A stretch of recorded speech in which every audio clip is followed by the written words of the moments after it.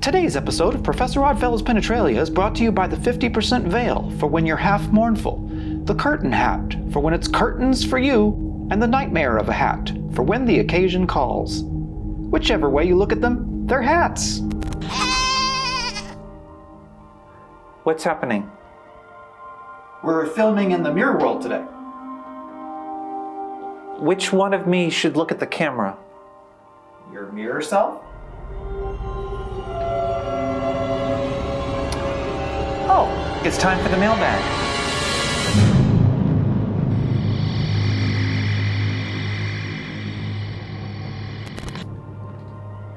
Jesse of Nothing, Arizona writes, I wanted to think I was exempt from helping to accomplish Bigfoot's work in these troubled days. After all, I had relocated to a nature preserve, and I was growing a beard and eschewing shoes. Besides all this loomed a vague fear of asking strangers the woolly questions. What do you know about Bigfoot? Would you like to know more? However, an inner calling reminded me to be faithful to Bigfoot's will, and I realized that many uninvited guests came to my door. Could I ask them without stepping on anyone's toes?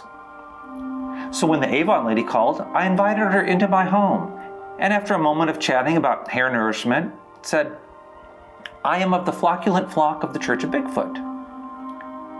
She quickly answered the first of the woolly questions without being asked. Oh, she said, all of our family are Serpent Church, but we have a distant relative who married a Church of Bigfoot henchman? Footman, I clarified.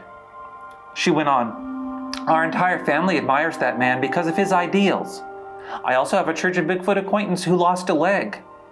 She still has hope and joy and usefulness, even though she leaves only one footprint, because of her faith in the blessings of the wilderness. It would have been so logical to ask, would you like to know more about Bigfoot? But because of timidity and inexperience, I replied, people have great reserves in time of crisis. Then we turned back to beard taming oils, and within minutes she was gone. I was furious with myself. She had surprised me and distracted me with the smells of wild country cologne and the possibilities of foot-enriching creams. Then, like an elusive creature of the forest, was gone. I had not realized that the Church of Bigfoot made as much difference in one's life as her examples indicated. I was not ready for the responsibility of being that different from her or others around me.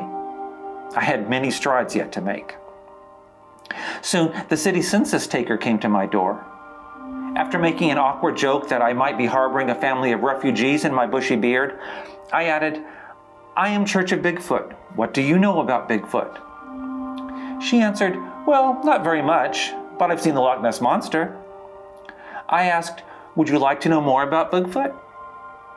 She seemed highly pleased, as if I'd asked her to become a personal friend. But she said, well, no, not right now. I'm meeting with some black robes of Cthulhu. When they knocked at my door a short time ago, I began attending their night rituals.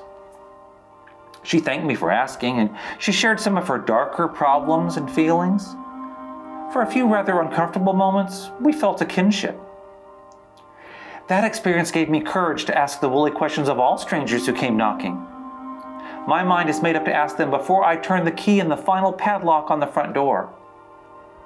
Remarkably, no strained relationships have ever developed. However, to maintain my courage, I have reasoned, 1, I have as much right to ask them about my goods as they do about theirs. 2, Bigfoot is important enough to interrupt even the busiest people. 3, after all, they have come to my door. And 4, I may never see them again. Another avenue of opportunities was the telephone. I was increasingly annoyed with the frequency of sales pitches via telephone calls, which always seemed to come when I was most busy attending to my beard. But was I missing opportunities to ask the woolly questions? Even if the caller turned out to be a robot or computer-generated voice, wouldn't the advent of artificial intelligence, literally a no man's land, benefit from a sense of mystery? Why not shift technology's wild goose chase into a wild Bigfoot chase? While I pondered this, an actual man called, asking if I wished to install a UFO tracking device. I said, no, I wouldn't be interested, but what do you know about the Church of Bigfoot? Not much. Would you like to know more? He replied, yes. I was frantic. Now what would I do? Somewhat flustered, I confirmed that he was not in fact a robot and then invited him to visit me sometime in the woods. He carefully took down the address of the nature preserve near my home, but I've yet to see him there. I thought about this a long time. What I should have done was asked for his name and address and come to him. Then he would not have had to take the initiative. I felt discouraged and wanted consolation, so I called one of the flock who truly walks the walk. To my great surprise, she thought I was being quite brazen. She complained that I took the time and interrupted the thoughts of those trying to gain a toehold in their industries. Now quite concerned, I asked the most tousled man I know, and he reasoned this way. Wasn't the opportunity to confabulate with someone about Bigfoot worth more than the few moments it took from making a living? Taking a spunky point of view, he added, didn't callers interrupt my own trends of thought and busy schedule? I felt I could answer yes to both rhetorical questions. When an itinerant barber came knocking, and upon apprehending me realized immediately that he was at the wrong house, I asked him in to share some twig tea.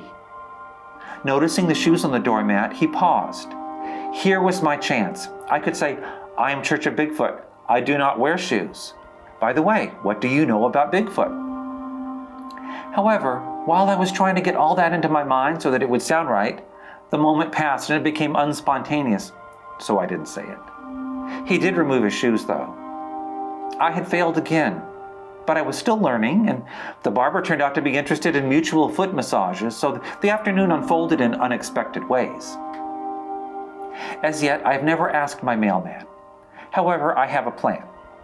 If he ever presents me with a letter on which there is a postage stamp depicting the winged foot of the god Mercury, I intend to pause and then say, by the way, I am Church of Bigfoot. What do you know about Bigfoot? If the mailman doesn't knock for some time, due to a deficiency in postage due mail, registered letters, or packages to sign for, I intend to choose a nice warm day to do some work in the front yard.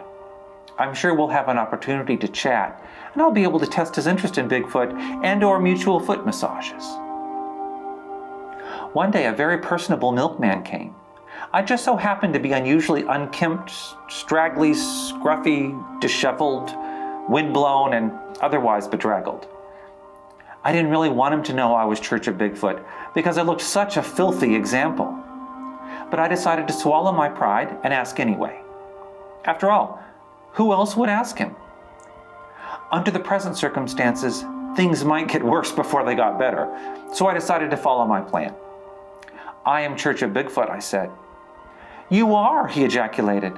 I bunked with the Church of Bigfoot woodman? Footman. Yeah, I bunked with the Church of Bigfoot footman when I was in the service. Such a well-groomed man, but you should have seen him out of the uniform.